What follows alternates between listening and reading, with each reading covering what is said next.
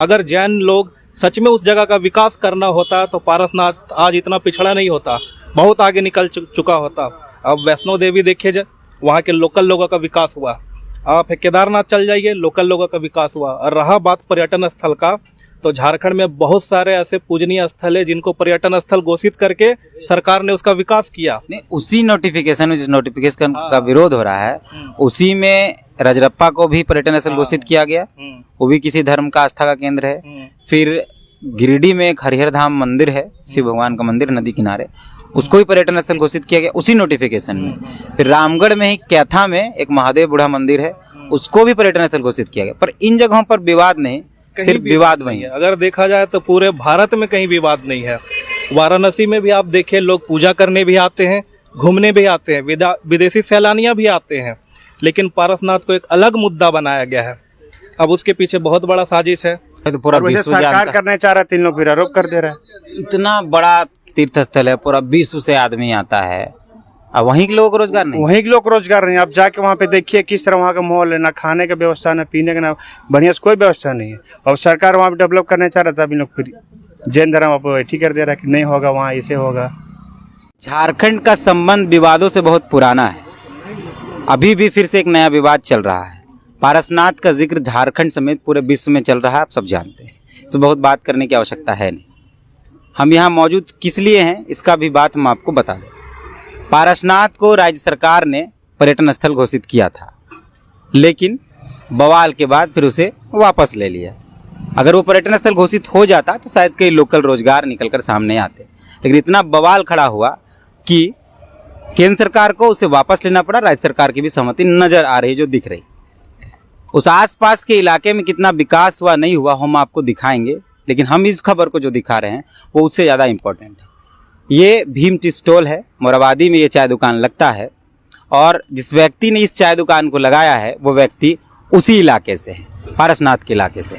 रांची राजधानी से लगभग 160 किलोमीटर दूर पारसनाथ पड़ता है, और वहाँ से रोजगार ढूंढते ढूंढते ये लड़का जिसका नाम भीम है वो रांची आ गया है। जबकि पारसनाथ पर अंतर्राष्ट्रीय स्तर से लोग आते हैं, विश्व से लोग आते हैं, उसके बावजूद भी वहाँ रोजगार नहीं मिल पाया।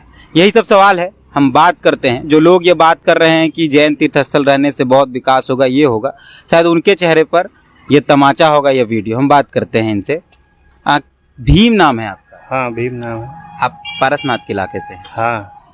पारसनाथ को तो पूरा विश्व जानता है। हाँ, पूरा विश्व जानता है। तो आप वहाँ छोड़कर 160 किलोमीटर दूर रांची आकर चाय बेच रहे हैं? तो वहाँ पे वैसा कुछ पारसनाथ के व्यवस्था कुछ है नहीं, तो वहाँ पे हमको 160 किलोमीटर दूर आके चाय बेचना पड़ रहा है। आप तो देख ही रहे हैं भाई, इतना जो दूर से तीर्थ यात्री लोग आते हैं तो लोग रोजगार नहीं दे पा रहे हैं। कोई कुछ नहीं रोजगार। सरकार भी जो पर्यटन स्थल जो करने चाह रहा था वो भी तो लोग रोकवा दिया नहीं, तो वो कर रहा था। हम लोग को फिर वहाँ पे बहुत रोजगार मिल जाता है और ये भी करने को मिल जाता है, तो वहीं पे हम लोग रह जाते। लेकिन अभी अगर पर्यटन स्थल घोषित करती सरकार तो वहाँ डेवलपमेंट होता तो फिर हम लोग वहीं पे दुकान करते, इतना छोड़ते नहीं पड़ता हमको, नहीं तो फिर। अच्छा, आप उसी इलाके से हैं? हाँ, उसी इलाके से। एक बात बताइए कि जैन तीर्थयात्री जो आते हैं, जो वहाँ लोग, जो मंदिर है, जो बाकी चीजें हैं, कुछ लोगों का ये कहना है कि चप्पल पहन के नहीं चढ़ने दिया जाता है पहाड़ के ऊपर। अभी जो नोटिफिकेशन आया कल, उसमें ये कहा गया कि पालतू जानवर नहीं ले जा सकते हैं। आप लोग अपना घर का गाय बकरी सब कहाँ ले जाइए? हम लोग गाय बकरी सब वहीं पे जाता था अभी भी, और उन लोग अभी बोल रहा है कि वहाँ पे कोई चप्पल पहन नहीं जाएगा, जूता पहन कोई नहीं चढ़ेगा। वो तो ऐसा नहीं हो सकता है। तो वहाँ के लोग क्या करेंगे? तो फिर वहाँ के लोग जाएंगे कहाँ? अभी से नहीं, कितना वर्षों से चलते आ रहा है कि वहाँ पे सब भेड़ बकरी, हम लोग सब जो भी है ठंडा मौसम में लकड़ी हो गया तो जो भी हो गया, पत्ता तो जो भी सब हम लोग वहीं से काम चलता है। हम लोग आज से नहीं, पूरा बचपन से वहाँ पे करते आ रहे हैं। और अभी बोल रहा है कि नहीं चप्पल नहीं चढ़िएगा, कोई तो जूता चप्पल का नहीं, मतलब पहन के चलना नहीं है। तो सब तो नुकसान है, वहाँ नुकसान है हम लोग का। और हम लोग इतने सारे, अब अचानक कोई रोक देगा, जैसे हम लोग को तो बहुत अंदर से तकलीफ लग रहा है। अब क्या अब हम लोग क्या करेंगे ये बताइए। वहाँ मेला भी लगता है 14-15 मेला लगता है, 14-15 का मेला बढ़िया धूमधाम से मेला होता है। पहाड़ लोग सब अपना जो भी है पूजा पाठ करने के लिए लोग जाते हैं। ऊपर में मंदिर भी है, और मंदिर भी है, सारा चीज वो सब व्यवस्था है। जहरगढ़ भी है। हाँ, जहरगढ़ भी है। तो आपका क्या राय है, वो पर्यटन स्थल घोषित हो कि नहीं हो? पर्यटन स्थल घोषित होना चाहिए, वहाँ होता तो हमको उतना दूर से आके चाय यहाँ नहीं बेचना पड़ता, वहीं पे कुछ छोटा मोटा दुकान करके वहीं सब ठीक कर लेते हैं। हाँ, लोग आते तो वहाँ पे मेरा हो जाते, इतना दूर हमको भी आने की जरूरत नहीं पड़ता। ऐसे तो कई लोग और चले गए होंगे बाहर। हाँ, बहुत लोग, आधा लोग वहाँ पे देखिए सब बाहर ही जाता कमाने लोग, सब व्यवस्था वहाँ है नहीं।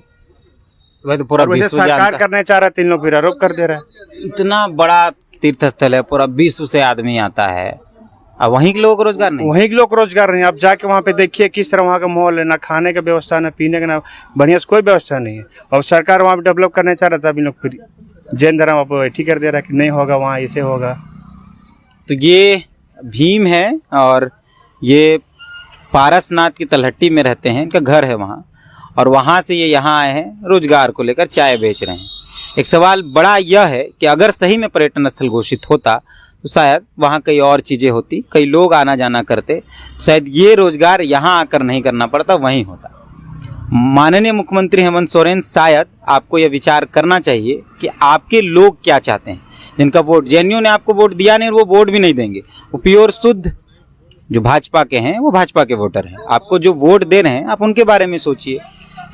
और जो भी लोग इस बात को बार बार कहना चाह रहे हैं कि जैन के आने से वहाँ विकास होता है या विकास होगा, वो जमीन पर जाकर देखिए कि वहाँ कितना विकास हुआ है। कुछ लोग ये कह रहे हैं कि पहाड़ को संरक्षित किया जाएगा, तो भाई पहाड़ संरक्षित कैसे होता है?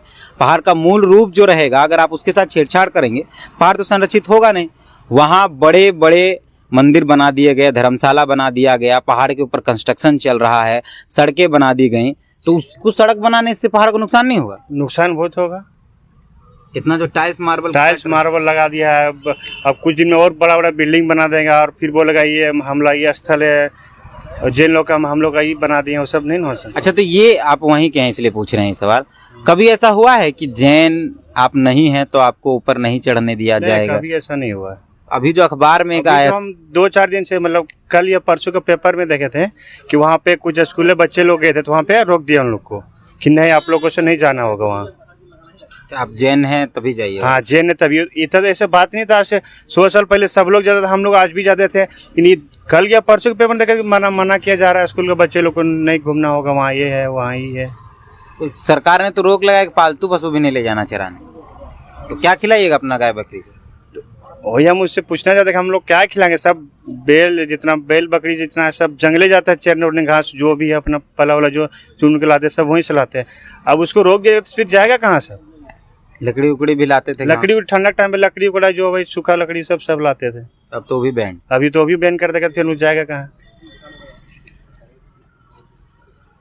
अखबार का कटिंग आप स्क्रीन पर देख रहे होंगे।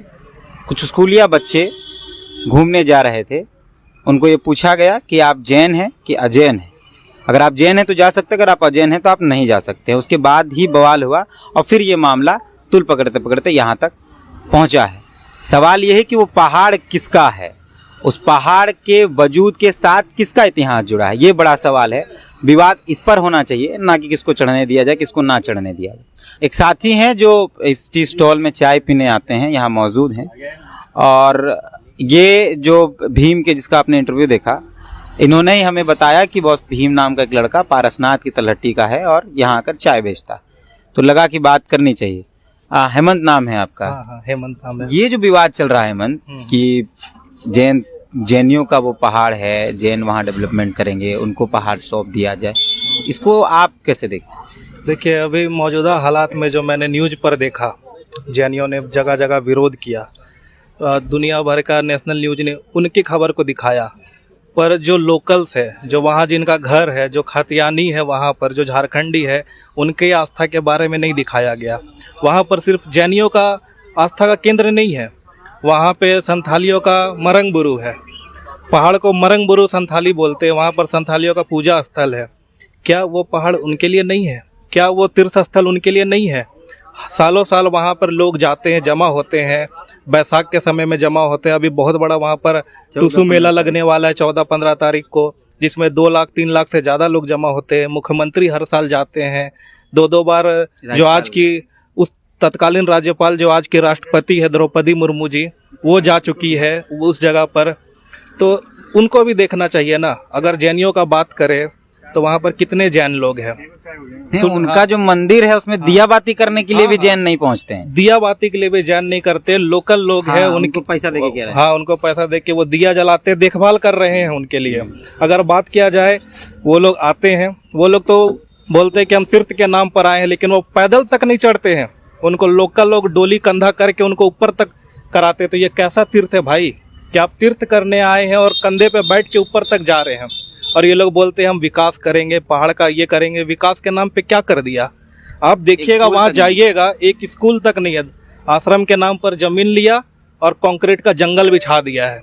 आश्रम के अंदर कॉलोनियाँ बना दिया गया है, रिजॉर्ट बन रहे हैं बड़े बड़े लोगों के लिए। तो वो रिजॉर्ट में जाएगा कौन, उनसे कमाएगा कौन? अगर जैन लोग सच में उस जगह का विकास करना होता तो पारसनाथ आज इतना पिछड़ा नहीं होता, बहुत आगे निकल चुका होता। अब वैष्णो देवी देखिए, वहाँ के लोकल लोगों का विकास हुआ। आप केदारनाथ चल जाइए, लोकल लोगों का विकास हुआ। और रहा बात पर्यटन स्थल का, तो झारखंड में बहुत सारे ऐसे पूजनीय स्थल है जिनको पर्यटन स्थल घोषित करके सरकार ने उसका विकास किया। नहीं, उसी नोटिफिकेशन में जिस नोटिफिकेशन का विरोध हो रहा है उसी में रजरप्पा को भी पर्यटन स्थल घोषित किया गया। वो भी किसी धर्म का आस्था का केंद्र है। फिर गिरिडीह में एक हरिहर धाम मंदिर है, शिव भगवान का मंदिर नदी किनारे, उसको भी पर्यटन स्थल घोषित किया गया उसी नोटिफिकेशन में। फिर रामगढ़ में ही कैथा में एक महादेव बूढ़ा मंदिर है, उसको भी पर्यटन स्थल घोषित किया गया। पर इन जगहों पर विवाद नहीं, सिर्फ विवाद वही है। अगर देखा जाए तो पूरे भारत में कहीं विवाद नहीं है। वाराणसी में भी आप देखिए, लोग पूजा करने भी आते हैं, घूमने भी आते हैं, विदेशी सैलानियां भी आते हैं। लेकिन पारसनाथ को एक अलग मुद्दा बनाया गया है। अब उसके पीछे बहुत बड़ा साजिश है।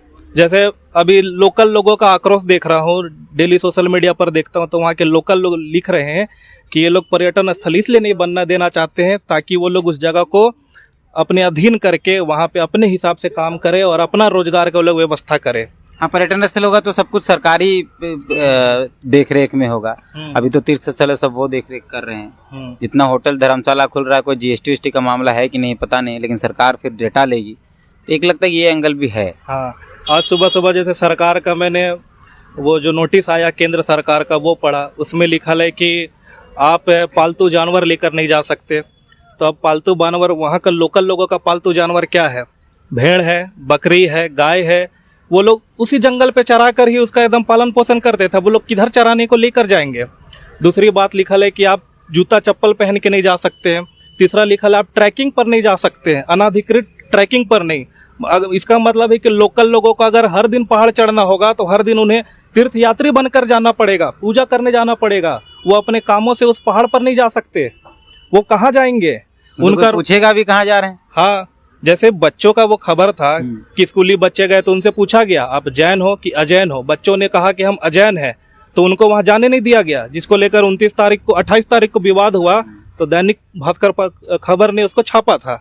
तो इसी तरह आज बच्चों को रोका गया, कल लोकल लोगों को रोका जाएगा, और इसी तरह से पता नहीं और क्या क्या होगा उस जगह पर। मुख्यमंत्री ने अपने पत्र में कहीं जिक्र नहीं किया कि उसको हार में मारांग गुरु भी है। मुख्यमंत्री का स्टेटमेंट देखकर लगा कि मुख्यमंत्री झारखंड के लोगों का नहीं देखते हैं, वो खाली न्यूज मीडिया देखते हैं। नेशनल मीडिया के प्राइम टाइम में जो चल जाता है उन्हीं के हिसाब से वो फैसला करते हैं। उन्हें झारखंड के लोगों की जानकारी नहीं है। अगर उन्हें झारखंड के लोगों के बारे में पता होता तो वहाँ के बारे में भी बताते। वो एक संथाली समाज से है और संथाली समाज का वहाँ पे मरंग बुरु है, लेकिन मुख्यमंत्री ने उसका एक जिक्र तक नहीं किया। उन्होंने संथाली लोगों के आस्था का ख्याल तक नहीं रखा और केंद्र को लेटर लिखकर अपने हिसाब से उन्होंने फैसला सुना दिया, जो कि सरासर गलत है। हेमंत सोरेन को इस पर विचार करना चाहिए।